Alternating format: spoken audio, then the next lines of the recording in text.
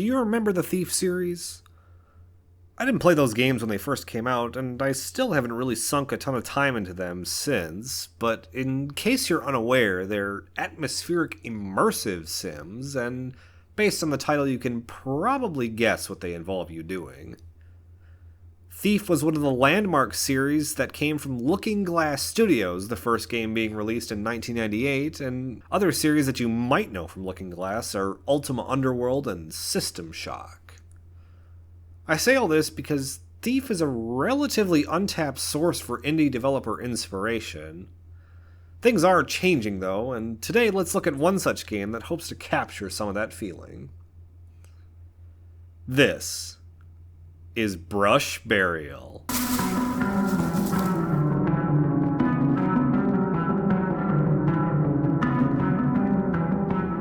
Brush Burial is a first-person steal-em-up, a snatcher, a surrealist immersive sim. It's an intricate puzzle that wants to be picked apart. It's an uncompromising vision in video game form. And it's also, as far as I can tell, the first game from Knife Demon Software. You wouldn't really know that while playing it, though. They're a solo developer as far as I can tell, with music coming from Damon Albrecht and someone named Hansen in the credits, though I haven't been able to track down any more information about the latter. Knife Demon has also put out a much smaller project since the release of Brush Burial called Smoke Masks. It's very different, and the developer has described it as such, likening it more to a short interactive poem than anything.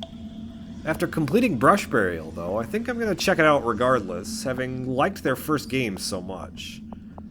Anyway, let's dive into the game proper. In Brush Burial, you play as Fennel, a tumbletoe, a thief looking to right some interminable crimes of the past by killing the witch god Yenalok. To do this, you're going to need to steal an awful lot of gold and other trinkets in order to arm yourself for a fight. Brush Burial is divided into 3 acts, and the first one is the sewers, and is an open-world jaunt through the forest underbelly. It's kind of played like an extended tutorial for the combat and movement mechanics, really. Your goal here is to collect 6 plants, little saplings, branches, whatever they are, really, in order to progress on to the next act. These can be found hidden behind locked doors, tucked away in alcoves, or guarded by enemies out in the open. And how exactly you decide to collect them is up to you. Fennel has an array of tools at their disposal. You can throw objects to distract guards, climb on just about anything, make use of various weapons, and slow down time and combat, and more. All while nicking anything that seems really remotely valuable. You're nimble, you're a little creature carrying the speed one would expect of a little rat-like thief that uses their tail to maneuver through the environment. With your momentum, wall climbing, and sliding, it feels almost like a boomer shooter in some parts, depending on how exactly you decide to approach it.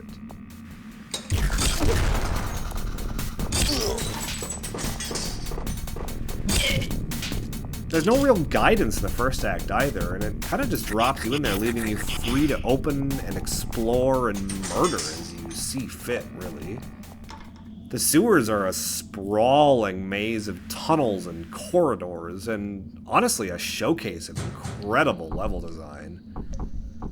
I was discovering new paths to navigate even as I worked my way back up to the surface just by using the skills I'd learned descending in the first place. At some point, you're probably going to end up coming across a little town full of colorful characters and little nooks and crannies to explore, but honestly, I'm not even sure that you really need to. I think you can collect enough plants without even ever coming across the town. Here, no one is ever going to stop and pay attention and explain the world to a thief, which applies really to the player, too. It's a showcase of just how bizarre and surreal the world of Brush Burial is, and how you're expected to really just roll with it. You can sit and contemplate all the strange sights and sounds and enemies you come across, but Brush Burial isn't really going to wait around for you. It's amazing, really.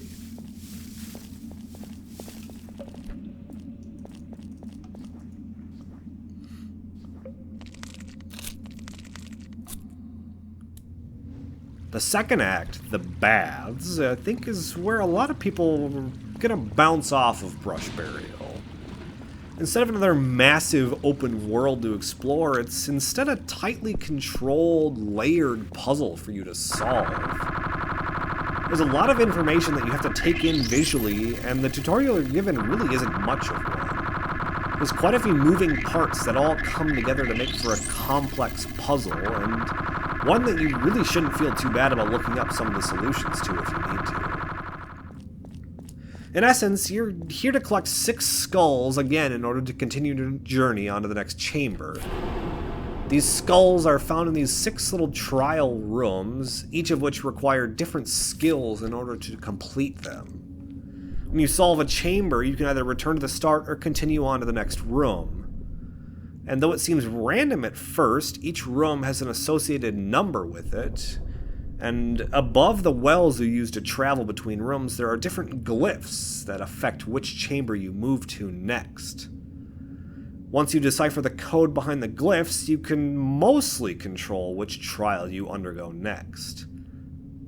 While this seems complex, it kind of is, really. It all requires a bit of trial and error to understand, and paying close attention to the game world around you. Compared to the first act, you really can't just blast right through it expecting to understand everything at first glance. For such a small game, I was honestly pretty surprised at the complexity of the puzzle. It was pretty confusing at first, and while I grasped the goal pretty quickly and eventually figured out how to affect the order in which you travel the chambers, I did unfortunately miss the visual clue that told me where to find the next skull until I sat and looked it up. I don't really blame people for bouncing off of it. You can see comments about it on itch.io and the Steam community forums as well. I myself had to sit down and stop playing for a while and just sit and think about what the puzzle was and what I was doing wrong and how to get past it. But really thinking about it now and talking about it, it kind of harkens back to a time before game wikis and guides became commonplace, where communities would spring up online or in person, sharing answers in BBS forums or on IRC on little message boards, sharing screenshots, all in an attempt to kind of just tease out information from otherwise an inscrutable puzzle. The developer said they had a vision for the second act and weren't really about to compromise it for the sake of making a more approachable game. I kind of read that as kind of a test not only for Fennel, but for the player as well. You know, how willing are you to meet the game on its own terms, coming down from the euphoric high and fast-paced gameplay of the first act? Are you going to submit to the Lord of the Forest as Fennel does and follow instructions, do exactly as you told, or are you just going to get up and leave and continue your life elsewhere? Not many indie games are really willing to provide a complete shift in direction the same way that Brush Burial does. I don't think it was executed perfectly, but I absolutely respect swinging for the fences here and not really willing to budge in the design of the puzzle. Continuing that line of thought, it's kind of interesting to think about how the game world of Brush Burial strips away choice the closer you are to the end goal.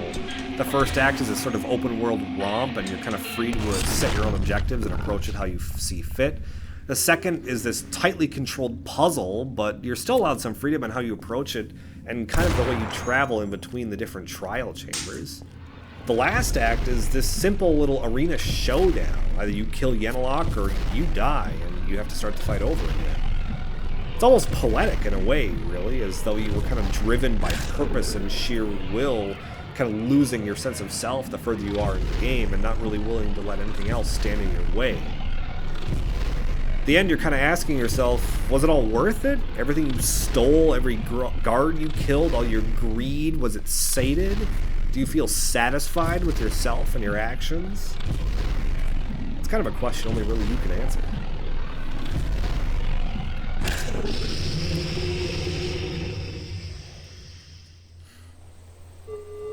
Honestly, though, Brush Burial really blew me away, to be honest. It's visually striking, featuring hand-drawn bit crunch textures and a really gloomy color palette.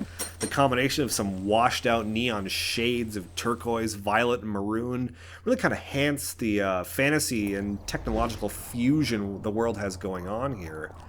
The music, too, is this lo-fi electronic mix that really almost calls to mind a noir movie from the 90s. It almost reminds me of the Blade club scene that's kind of infamous, really. It makes good use of its limited soundtrack, either enhancing its fast-paced action or adding an unsettling atmosphere to the second act especially.